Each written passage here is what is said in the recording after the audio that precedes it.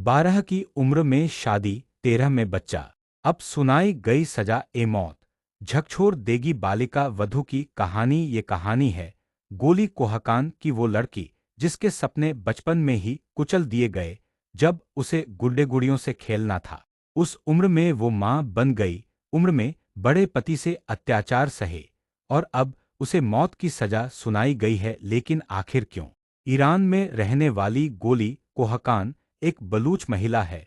संयुक्त राष्ट्र ने चेताया है कि शायद गोली 2026 का सूरज नहीं देख पाएगी। उसे इसी महीने कभी भी फांसी दी जा सकती है। उस पर अपने अत्याचारी पति की हत्या का आरोप है। गोली कोहकान अब 25 साल की हो चुकी है।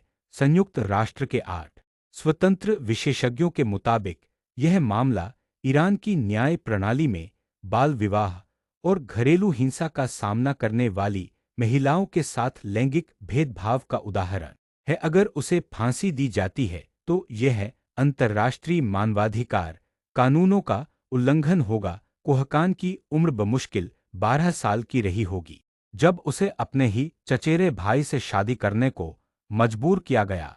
यही नहीं, महज 13 साल की उम्र में वो एक बेटे की मां बन गई। बच्चे की डिलीवरी के लिए भी उसे कुछ सुविधा नहीं मिली घर पर। बिना किसी मेडिकल हेल्प के उसने बच्चे को जन्म दिया। कम उम्र में शादी और मां बनना ही कोहकान के दुखों की पराकाष्ठा नहीं थी। पति के अत्याचार उसे हर रोज ही सहने पड़ते, मारने पीटने से लेकर शारीरिक और मानसिक प्रताड़नाएं उसे दी गई। फिर साल 2018 में मई के महीने में उसका सब्र जवाब दे गया। तब तक वह 18 साल की हो चुकी थी। अपनी आदतों से मजबूर पति ने कोहकान और उसके 5 साल के बेटे को पीटना शुरू कर दिया। जो दर्द कोहकान बरसों से झेल रही थी, वही अत्याचार अपने बेटे पर होते देख उससे रहा नहीं गया। आरोप है कि उसने मदद के लिए अपने एक रिश्तेदार को बुलाया। झगड़ा बढ़ता चला गया है और इतना बढ़ा कि कोहकान ने अपने पति की हत्या ही कर डाली। तभी से ईरान की अदालत में उसकी किस्मत पर सुनवाई चल रही थी। अब उसे फांसी देने का फैसला सुनाया गया है। हालांकि संयुक्त राष्ट्र ने इस फैसले की कड़ी आलोचना की है।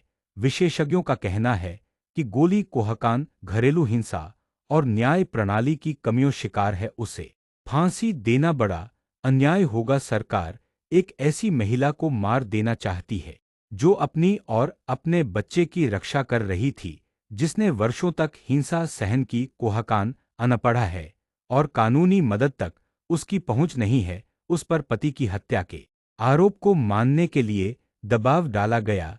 एक ही शर्त पर उसकी फांसी माफ हो सकती है, अगर वह ब्लड मनी दियत का भुगतान करे। लेकिन उससे $90,000 यानी करीब 81 लाख रुपये मांगे गए हैं।